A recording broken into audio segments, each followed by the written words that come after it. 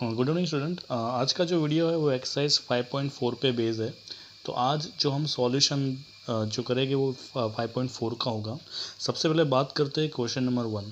तो question number 1 में हमें क्या है कि फिगर के हिसाब से अलग अलग एंगल के मेज़रमेंट बताने हैं।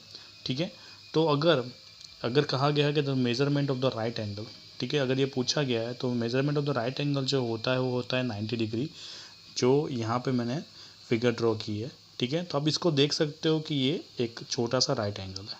ओके, सेम वे पूछा गया था measurement of the straight line. तो देखिए measurement of the straight line जो होता है वो होता है 180 डिग्री। ठीक है, यानी कि एक सीधी लाइन। ठीक है, आप उसके ऊपर सर्कल, इमेजनरी सर्कल अगर ड्रॉ करते हो तो आपको ये पता लग जाएगा कि ये हाफ सर्कल जो है ड्रॉ हो पाता है। ठीक है, यानी कि राइट एंगल का जो मेज़रमेंट है वो है 90 डिग्री और स्ट्रेट लाइन का जो मेज़रमेंट है वो है 180 डिग्री। ठीक है, अब क्वेश्चन नंबर 2 पे जाते हैं जो ट्रू एंड फॉल्स है। यहाँ पे कुछ एंगल के सामने डिग्रियाज रखी गई है और पूछा है कि कम है, ज़्यादा, ग्रेटर या स्मॉलर, और ट्रू एंड फॉल्स हमें आंसर करना है। तो सबसे पहले है acute angle. Acute angle is less than 90। क्या ये ट्रू है या फॉल्स है? तो जो आंसर है वो है ट्रू, क्योंकि जो एक्यूट एंगल होता है वो जनरली हमेशा 90 डिग्री से कम होता है। ठीक है, तो ये जो चीज़ है वो लेस देन 90 ही होती है एक्यूट एंगल। दैट्स वाई यहाँ पे आंसर है ट्रू। सेकंड जो है वो है obtuse angle is less than 90। तो ये फॉल्स आएगा, क्योंकि ऑब्ट्यूस एंगल के रूल जो है उसके हिसाब से वो 90 डिग्री से जो है वो ज़्यादा होता है। ठीक है, ये वाला पोर्शन, तो ये मोर देन 90 होता है एक्चुअली। ठीक है, तो जो सेकंड का आंसर आएगा वो आएगा फॉल्स। ठीक है, नाउ तीसरा है रिफ्लेक्स एंगल। तो रिफ्लेक्स एंगल जो है एक नया एंगल है। ठीक है, रिफ्लेक्स एंगल क्या होता है? रिफ्लेक्स एंगल वो एंगल है जिसकी डिग्री 180 से ज़्यादा होती है। सबसे पहले मैं आपको यहाँ पे उसे समझा दूँ। ये देखिए स्ट्रेट लाइन है, यानी हाफ सर्कल जिसे हम लोग बोलते हैं, जो होता है 180 डिग्री। अब रिफ्लेक्स एंगल जो है वो 180 से थोड़ा ज़्यादा होता है। ठीक है, तो ये जो पूरा एंगल है ये प्लस ये पूरा स्ट्रेट लाइन का एंगल, इन दोनों को मिला के बनता है रिफ्लेक्स एंगल, जो 180 डिग्री से ज़्यादा होता है। ठीक है, so reflex angle is more than 180 degree. क्या ये ट्रू है या फॉल्स? तो ऑब्वियस ये ट्रू है, क्योंकि यहाँ पे लिखा भी है कि 180 से ज़्यादा है। That's why true. फिर जो फोर्थ नंबर है दैट कंप्लीट रिवॉल्यूशन, यानी कि पूरा सर्कल। अभी पूरा सर्कल जो होता है that is equal to 360 degree. तो क्या ये बात सच है कि नहीं? तो बिल्कुल सच है, क्योंकि the measurement of the circle is 360 degree. ठीक है, दैट्स वाई ये ट्रू आंसर है। अब फिफ्थ नंबर के आंसर पे चलते हैं। यहाँ पे एक दो जो मेजरमेंट दिए है उसके हिसाब से क्या measure angle A measure angle B से ज़्यादा है? तो यस, इसका आंसर आएगा ट्रू, क्योंकि आप देख सकते हो कि मेजरमेंट ऑफ ए है, ठीक है, वो बी से ज़्यादा है। दैट्स वाई यहाँ पे ट्रू। नाउ ये आपको टेक्स्ट बुक में देखना पड़ेगा, तो you will get the answer that ये ट्रू आंसर है। ठीक है, अब क्वेश्चन नंबर 3 जो है मैंने अभी ऑमिट किया है, क्योंकि इस पर एक प्रोटेक्टर को यूज़ करके हमें मेजरमेंट लेना सीखना है। तो उसके लिए मैं अलग से आपको वीडियो जो है बनाऊँगा और आपको डिस्प्ले करूँगा। ठीक है, अब सीधे चलते क्वेश्चन नंबर 4 पे। यहाँ पे भी आपको प्रोटेक्टर ही यूज़ करना है। ठीक है, तो उसके मेजरमेंट लेने हैं। तो टेक्स्ट बुक में ये सारी फिगर दी है और हमें पूछा गया है कि कितनी डिग्रीज हो गए। तो अगर हम प्रोटेक्टर का यूज़ करते हैं तो सबसे पहली जो फिगर है ये, तो उसका निकलता है 40 डिग्री। बी जो एक ऑब्टूस एंगल है जो आपको दिख भी रहा है 90 से ज़्यादा, उसका निकल रहा है 130 डिग्री। और सी आप सीधा देख सकते हो राइट एंगल, तो राइट एंगल में तो मेजरमेंट की ज़रूरत नहीं है, 90 डिग्री होता है। ठीक है, अब डी में क्या है कि आपको ये अलग अलग एंगल दिए, तो आपको 1 बाय 1 मेज़र करते हुए जाना पड़ेगा। तो you will get the answer कि ये जो है you will get the 60 degree. ठीक है, आपको सबको प्लस करना पड़ेगा। You will get the 60, 20 + 20 + 20, you will get the 60 degree. ठीक है, तो वो आपको जब प्रोटेक्टर का वीडियो आप मैं जब डिस्प्ले करूँगा, जब आप ज़रूर देखना। ठीक है, उससे आप सीख पाओगे कि कैसे उसका यूज़ होता है, और उसके बेस पे ये सारे आंसर्स जो है यहाँ पे दिए गए हैं। नाउ अब क्वेश्चन 5 भी, यहाँ पे भी आपको प्रोटेक्टर का यूज़ करना है, लेकिन हम सिंपली अगर प्रोटेक्टर नहीं भी है तो इससे थोड़ा बहुत हम जो है सोच सकते हैं कि ये कितने डिग्री हो सकता है। ठीक है, देखिए यहाँ पे जो एंगल बना है एंगल ए, ठीक है, वो जो मिल रहा है दैट इज़ 40 डिग्री। ठीक है। एंगल बी जो मिल रहा था दैट इज़ 65 डिग्री, ठीक है। तो अब पूछा यह गया है कि इन दोनों में से बड़ा कौन है। तो देखिए यूज़ प्रोटेक्टर का यूज़ करने के बाद ये पता लगा है कि जो बी है वो 65 डिग्री है, that is more than 40 degree, ठीक है। तो B has a larger measurement than angle A, ये हमारा आंसर होगा कि B has a larger measurement, okay. क्योंकि यहाँ पे 65 डिग्री है और यहाँ पे 40 डिग्री है उसका आंसर, ओके। तो नाउ अभी हम क्वेश्चन नंबर 6 की तरफ चलते हैं। अब क्वेश्चन नंबर 6 में भी हमें दो फिगर जो है ड्रॉ करके दिए और बोला है कि सबसे पहले तो उसे मेज़र करिए, ठीक है, बाद में बताइए कि कौन सा जो है बड़ा एंगल है। तो सेम क्वेश्चन है, ठीक है। तो जब इस फिगर को मैंने मेज़र किया तो 45 डिग्री आया, इसका आया तो 55 डिग्री, ठीक है। तो एक साफ पता चलता है कि सेकंड नंबर की जो फिगर है, क्योंकि उसका कोई नाम नहीं है इसलिए हम सेकंड एंगल बोल रहे हैं, तो second angle has a larger measurement, यानी सेकंड नंबर की जो फिगर है उसका मेजरमेंट कंपेयर टू 1 ज़्यादा है, ठीक है। तो ये प्रोटेक्टर को यूज़ करने के बाद आपको ईजिली समझ में आ जाएगा, ठीक है। बट इसका मेजरमेंट लेते हैं तो होता है 55 डिग्री, ओके। सेम वे अब हम लोग क्वेश्चन नंबर 7 की ओर चलते हैं, ठीक है, जो फिलिंग द ब्लैंक्स है। तो मैंने यहाँ पे कुछ शॉर्ट में जो है आंसर लिखे हुए, जैसे कि angle which is less than right angle. ऐसा कौन सा एंगल हो सकता है जो राइट एंगल से छोटा हो? तो आंसर होगा एक्यूट एंगल। फिर the angle which is greater than the right angle. ऐसा कौन सा एंगल जो राइट एंगल से बड़ा हो? तो आपको याद रखना है ऑब्टूस एंगल, ठीक है, क्योंकि वो 90 डिग्री से ज़्यादा होता है, ये 90 डिग्री से कम होता है।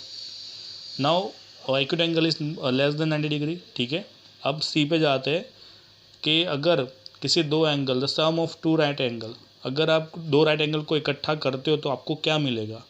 देखिए जब आप दो राइट एंगल को इकट्ठा करते हो तो आप देख सकते हो कि आपको एक स्ट्रेट लाइन मिल रही है यहाँ पे, ठीक है। तो आपका आंसर आएगा स्ट्रेट लाइन। और वैसे भी राइट एंगल अगर दो हो यानी 90 + 90 तो आंसर 180 आता है, जो एक स्ट्रेट लाइन होती है। Now D, when sum of two angle is right angle, ठीक है। देखिए यहाँ पे एक्चुअली क्या है, अगर अगर किसी दो एंगल को मिलाते हो और अगर वो राइट एंगल बनता है, ठीक है, तो वो कौन से छोटे छोटे एंगल हो गए जिससे राइट एंगल बनता है, ठीक है। तो देखिए मैं इसका आंसर है एक्यूट एंगल। वो पता लगाते हैं कि कैसे। देखिए मान लीजिए कि ये एक एंगल है जो होता है 45 डिग्री और दूसरा एक एंगल जो है जो यहाँ से क्रिएट होता है वो भी है 45 डिग्री, ठीक है। तो देखिए जो एंगल 90 से कम है उसे तो हम एक्यूट एंगल ही बोलते हैं। तो यहाँ पे ये 1 नंबर का एक्यूट एंगल और ये 2 नंबर का एक्यूट एंगल, यानी कि 45 + 45 अगर आप देखो that is equal to 90 degree, ठीक है। तो वो एक्यूट एंगल ही हो सकता है अगर जो राइट एंगल बना पाता हो, ठीक है। दूसरा कोई एंगल नहीं हो सकता। अगर तो दो जब भी कोई दो एक्यूट एंगल मिलते हैं तो वो राइट एंगल क्रिएट कर सकते हैं, ठीक है। तो ज़रूरी नहीं कि हर बार एक्यूट एंगल मिले तो राइट एंगल ही जो है वो क्रिएट करते जाए। बट यहाँ पे सिर्फ सीधा बोला गया है कि दो एक्यूट एंगल मिलके सॉरी कोई दो ऐसे एंगल जो मिलके राइट एंगल बनाते हो तो डेफिनेटली वो एक्यूट एंगल ही हो गए, क्योंकि 45 + 45 दैट इज़ 90 जो है हो सकता है 60 + 30 हो, ठीक है। कोई भी मेजरमेंट हो सकता है, लेकिन हमेशा राइट एंगल बनाने के लिए दो एक्यूट एंगल का यूज़ होता है, ठीक है। तो अब मैं एक और बार क्लियर कर दूं कि 45 + 45 ये मैंने अपने आप से लिखा है, 60 + 30 का रेशियो भी हो सकता है राइट एंगल बनाने के लिए, ठीक है। बट दो एक्यूट एंगल ही राइट एंगल को बनाते हैं। नाउ आगे बढ़ते हैं। When a sum of measures of two angle is straight line and if one of them is acute angle then दूसरा कौन सा? यानी यहाँ पे एक स्ट्रेट लाइन बन रहा है दो एंगलों से, ठीक है। उसमें से एक एंगल जो है वो है एक्यूट एंगल, तो दूसरा कौन सा होगा?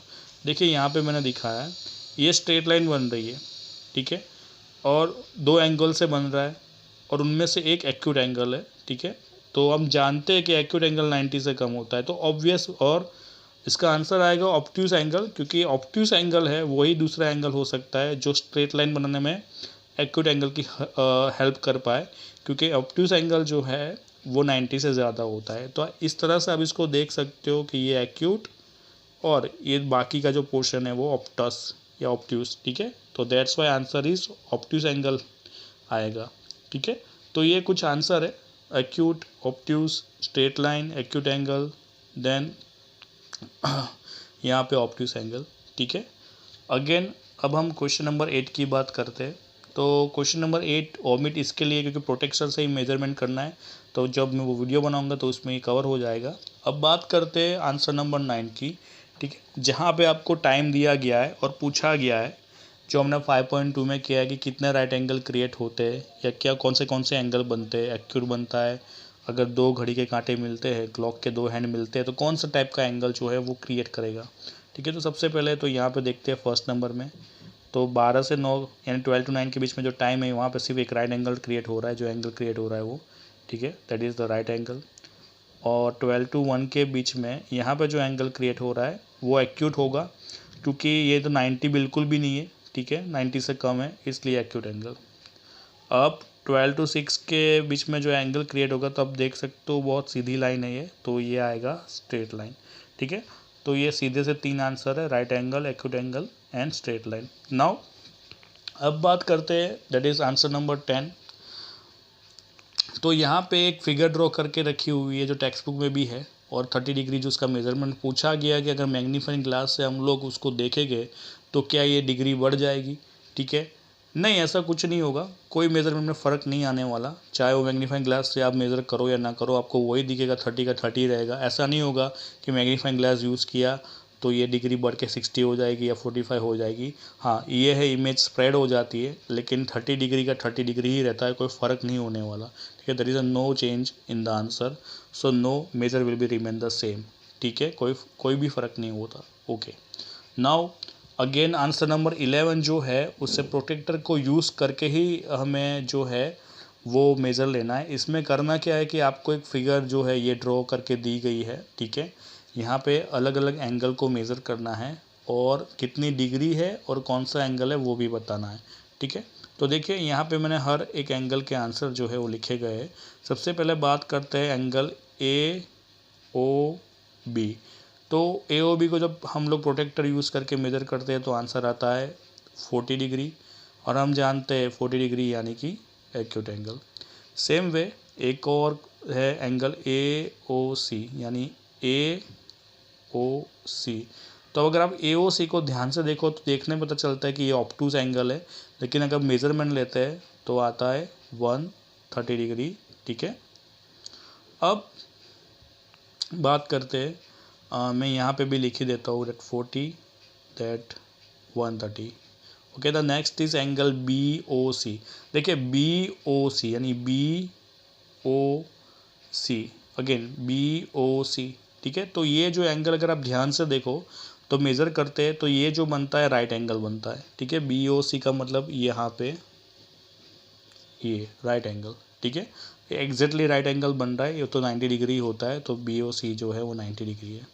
फिर एंगल डी ओ सी, तो देखिए डी ओ सी, अगेन अब डी ओ सी अगर आप देखो तो एक और 90 डिग्री बन रहा है, राइट एंगल बन रहा है, ठीक है। तो डी ओ सी जो है वो राइट एंगल है और 90 डिग्री भी है। नाउ एंगल डी ओ ए, डी ओ ए, तो ये जो है वो अगर आप मेज़रमेंट लेते हो कि डी ओ ए तो वो होता है 140 डिग्री, ठीक है, यानी 90 से तो ज़्यादा हो रहा है, ठीक है, क्योंकि ये 90 अगर ये एक इमेजनरी लाइन अगर राइट एंगल इस तरह से होता तो ये थोड़ा ज़्यादा है, तो ऑब्टूज एंगल है डी ओ ए, ऑब्टूज है लेकिन डिग्री है 140 डिग्री, ठीक है। तो ये जो पूरा बन रहा है वो 140 डिग्री का जो है वो बन रहा है। ओके, लास्ट में लेते हैं एंगल डी ओ बी।